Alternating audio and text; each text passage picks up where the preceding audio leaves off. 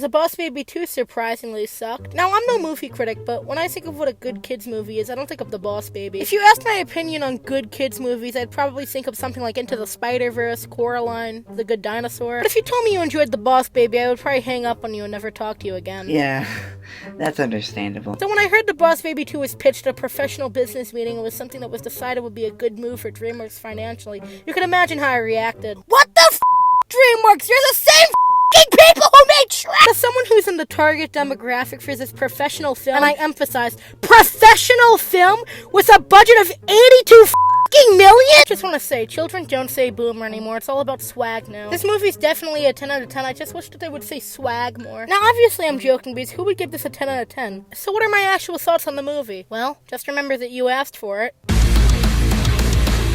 Wait, those are the wrong thoughts. Here we go. This movie's actually really dark once you pull away all the layers of the transformation fetishes. It's actually a depressing tale about a family man risking his life to bring his family back together and save the world, while fighting his lonely thoughts and the cruel fact that he's slowly drowning in his own sorrow as his children grow older and his brother grows richer. I mean, that's what I would say if this movie actually dove into the topics I went on about. There were some really dark moments in this movie. Within the first hour, we get Tim having a panic attack from Ted arriving at his home, and a nightmare where he drowns while his family laughs at him. Oh, and a wizard alarm clock also laughs at him because you gotta make the movie funny for children somehow. Tim is obviously distraught about his brother's existence, yet his own daughter forces him to call him just to put him on a baby court mission while shutting Tim out from it. Imagine your own daughter talking for the first time, yet she's only talking for her uncle's benefit. This is a lot of dark subject matter, but it's never explored for more than 5 minutes. After every dark scene, the movie continues with more slapstick comedy or an action scene, and it completely leaves you in the dust with all the meat of the story. If DreamWorks had the balls to put all this shit in, they should have explored it deeper. Maybe that would have made the movie a little more interesting. Another dark subject is the fact that the villain of the story is plotting a baby revolution where he hypnotizes parents. And this is all being done just so babies can rule the world. Can you imagine that? Babies ruling the world? Get real. And can you guess who the villain is? Professor Poopy Pants! I mean, a baby.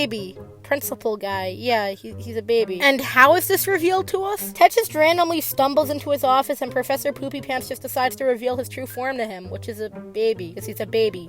Principal. He's a baby principal guy. What the frittata? In my opinion, the whole twist villain just doesn't work here. It just feels like a cheap cliche just to make the movie seem more interesting. There's not even any shock value since we literally just met the character. The twist villain just doesn't work. Shortly after the twist villain's revealed, Tim goes to see his daughter without her knowing he's her dad, and there's some friendship making and bonding, but they don't kiss. I was honestly waiting for the incest so I can complain about the incest, but it didn't happen, so thanks, DreamWorks. Thanks for not making the child kiss the parent who's morphed into the child, because that would not be swag. See, I told you we say it! So during the family bonding, there's this whole unnecessary music video where Tim sings to his daughter and encourages her to practice her pageant solo because she has to solo at this pageant thing. Did I even mention there's this whole pageant thing that his daughter's attending? Because I feel like I should be mentioning that, since that's literally where the climax of the movie happens. I should have also mentioned that Professor Poopy Pants has a bunch of app-making baby slaves who make a hypnosis app to mind control the parents, and the pageant is where the app's hypnosis feature debuts. But it feels like a plot device just to get them into the wacky situation for the climax of the film. Why couldn't Professor Poopy Pants just silently release the app's feature and have people get hypnotized on their own? From what we know, there's no other pageant going on to make a bunch of people use the app. So unless there are pageants everywhere on planet Earth at this one specific moment, the whole planet's dumb. If they didn't have the pageant, there wouldn't be a big battle at the end. Professor Poopy Pants could have just silently kidnapped Tim and Ted and put them in the bath. Oh, by the way, there's this whole trap thing called the bath that basically tries to drown Tim and Ted, which puts them in a deus ex machina. I probably pronounced that wrong. But Ted's horse saves them for some reason, even though they're in this metal room in a big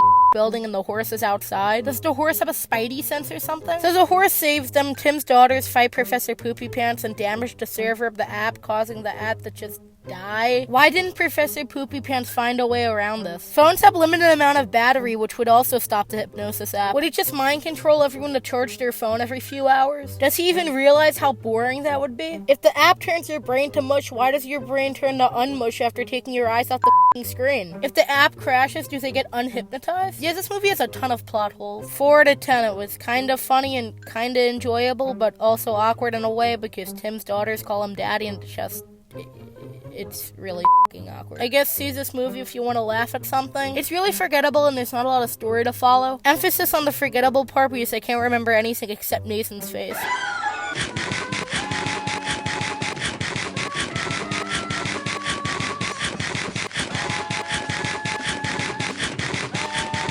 They also ripped off Professor Poopy Pants 3 out of 10